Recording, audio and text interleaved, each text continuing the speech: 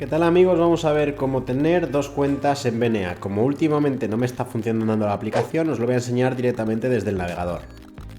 Lo primero que tenéis que saber es que no hay ningún tipo de problema de tener dos cuentas en BNA, ¿vale? Entonces tendréis que, junto a la que ya tengáis abierta, abrir otra cuenta en BNA, que para ello es muy sencillo. Solamente tenéis que seguir los pasos dentro de la aplicación que nos dejan aquí desde BNA en este tutorial, que básicamente nos tendríamos que ir a cómo solicitarlo y lo podemos hacer desde el navegador de internet o desde el teléfono móvil.